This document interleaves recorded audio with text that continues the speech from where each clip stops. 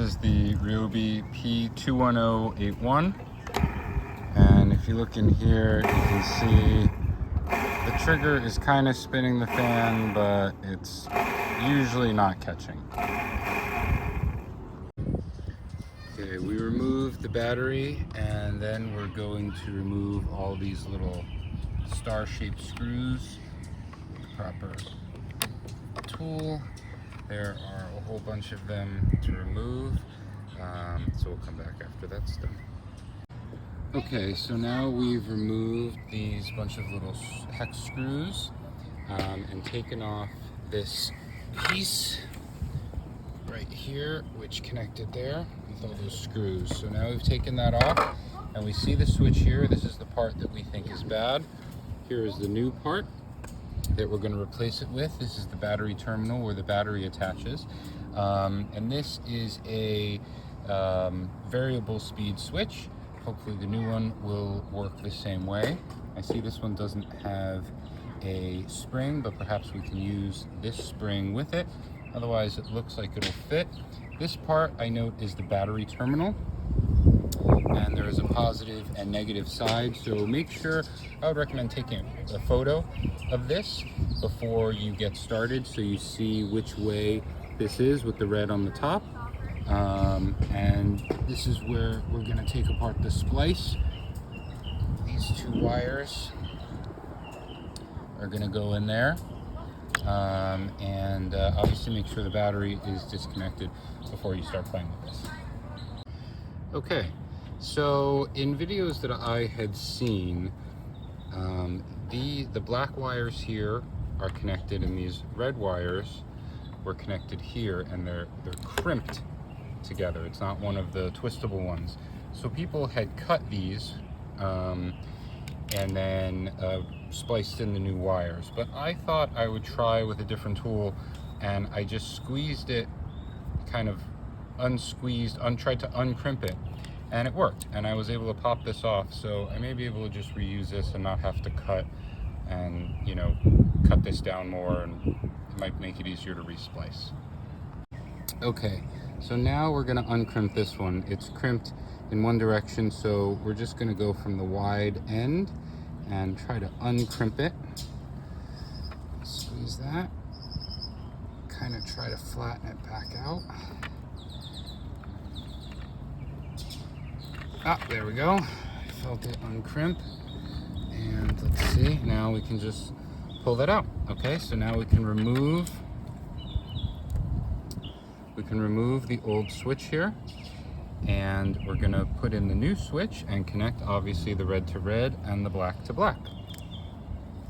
Okay, so we've already connected the red wires together, and I've re-crimped it. So now we're going to show you the black wire. We're going to put them together and twist them around.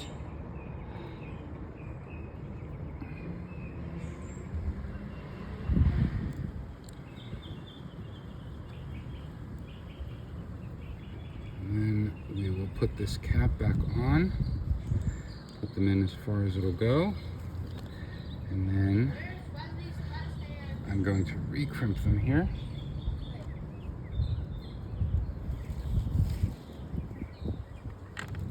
Okay, now let's see, now that it's connected, let's see if it works. Now remember, the red was up here, so this would connect this way, and it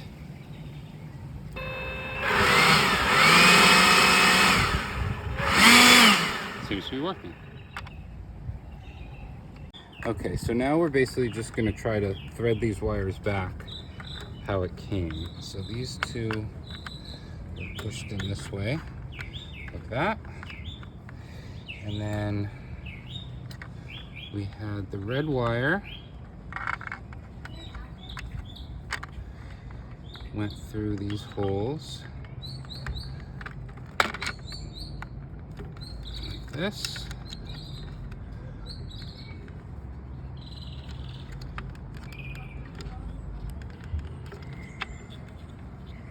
Okay. Might have to bend and crimp this a little bit to get it to fit. There's sort of extra length of wire. So this is where you can look at the picture that you took before to see how they did it. I think it was kind of bent here like this. Okay, that piece seems to be in. And the black one went in this bottom channel here, like this. It just fits in the plastic here. Push that down a little more. Oh, sorry, the black one went around this side. Okay, came through here.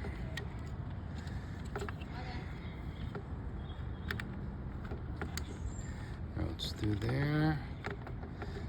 It looks like the black one is a little bit long, but we can just kind of put the excess in and put a little bend in there. And then this, as we remember, the red was on top. This is going to go back like that. So we are going to run this wire in the same way.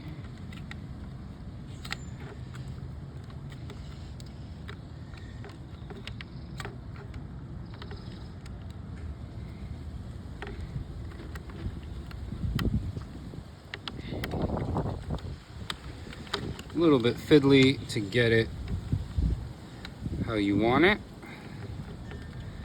This needs to, I think this needs to bend. All right, I'm gonna check the photo of if this was bent, because I think this has to fit a little further back here.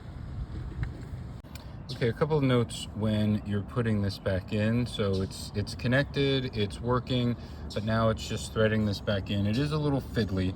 Here's a couple things I figured out that might help you. So first, I would put this part in first.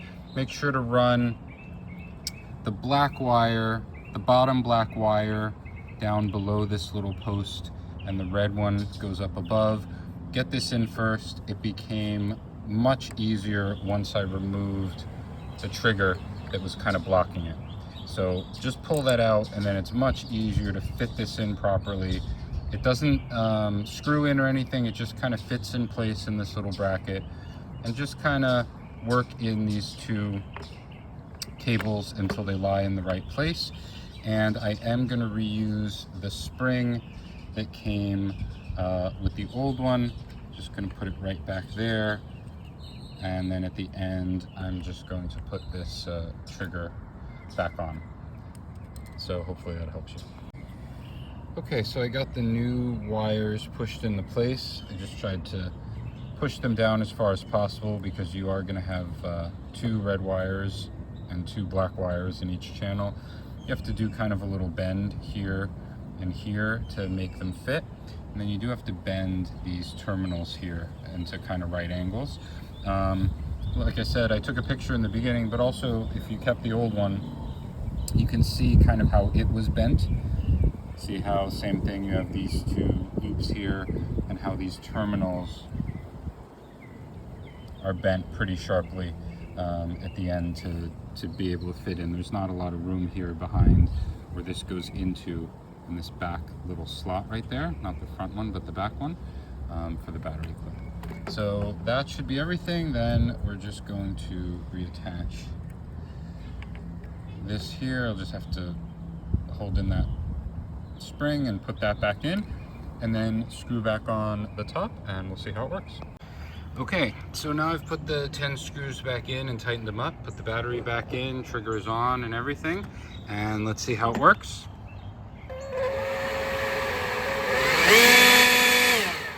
So it works fine, and it even has the low speed, high speed, variable speed trigger.